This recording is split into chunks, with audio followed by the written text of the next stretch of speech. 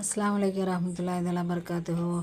நலமா கிச்சனில் நம்ம இன்றைக்கி என்ன பார்க்க போகிறோன்னா, மதுரையில் டீ கடையில் கிடைக்கக்கூடிய அப்பம் எப்படி செய்யலாங்கிறத பார்ப்போம். அதுக்கு தேவையான பொருள், நான் மைதா 150 கிராமும், அரிசி மாவும் ரவையும் சேர்த்து ஒரு 50 கிராமும், மொத்தம் 200 கிராம் எடுத்துருக்கோம். அதுக்கு தேவையான மண்டை வெல்லத்தை நான் காய்ச்சி வடிகட்டி வச்சுருக்கேன். ஒரு கிளாஸ் தண்ணி ஊற்றி காய்ச்சி வடிகட்டி வச்சுருக்கேன். அதில் கம்பி பதம்லாம் எதுவும் தேவையில்லை, கரைஞ்சா மட்டும் போதும். அதில் தேவையான சோடா உப்பு, ஒரு பிஞ்சு உப்பு சேர்த்துருக்கோம். அந்த இனிப்பை எடுத்து கொடுக்கறதுக்காண்டி உப்பு சேர்த்துருக்கோம். அது போக ஏலக்காய் சுக்கு நம்ம பொடி பண்ணி வச்சுருக்கோம், அது ஒரு ஸ்பூன் போட்டிருக்கோம்.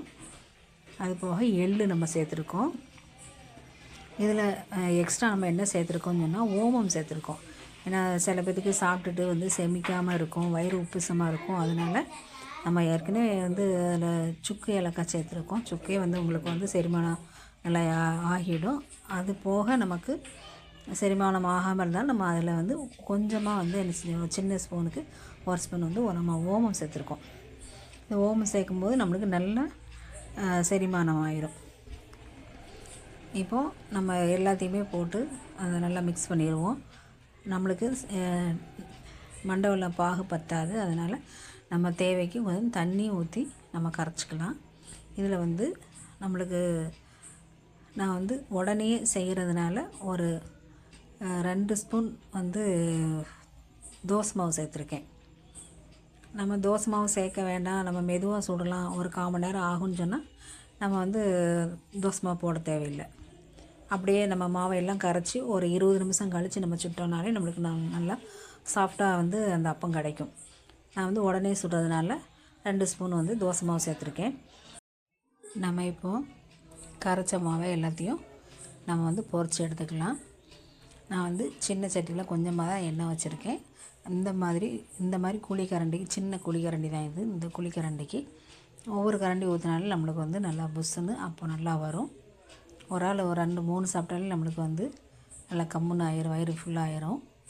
இதை மாதிரி செஞ்சு சாயந்தரம் ஸ்கூல் விட்டு வர்ற குழந்தைகளுக்கு இந்த மாதிரி செஞ்சு கொடுத்தோம்னு சொன்னால் அவங்களுக்கு நல்லா விரும்பி சாப்பிடுவாங்க. டீக்கு வச்சு சாப்பிட்றதுக்கும் நல்லாயிருக்கும்.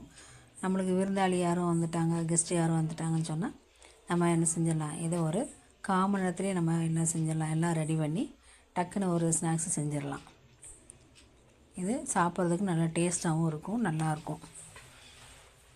எல்லோரும் இந்த மாதிரி செஞ்சு சாப்பிட்டு பயன்பெறுங்க. எப்படி இருக்குங்கிறத கமெண்ட் பண்ணுங்கள். சேனல் பிடிச்சிருந்தா லைக் பண்ணுங்கள், ஷேர் பண்ணுங்கள், சப்ஸ்கிரைப் பண்ணுங்கள், கமெண்ட் பண்ணுங்கள். நம்ம இந்த மாதிரி எல்லா மாவையுமே பொரிச்சு எடுத்துக்கலாம். நல்லா டேஸ்ட்டாக சுவையாக இருக்கும். நம்ம கரைச்ச மாவில் நான் தேவையான அளவு தான் நான் இப்போ பொரிச்சிருக்கேன். இன்னும் மிச்ச மாவு இருக்குது. எவ்வளோ சாஃப்டாக வந்திருக்குன்னு பாருங்கள். இந்த மாதிரி எல்லாருமே செஞ்சு சாப்பிட்டு பலன் பெறுங்க. இது ரொம்ப ஈஸியான சுலபமான முறையில் நம்ம டக்குன்னு 10 நிமிஷத்தில் செஞ்சிடலாம். அஸ்ஸலாமு அலைக்கும் வரஹ்மத்துல்லாஹி வபரகாத்துஹு.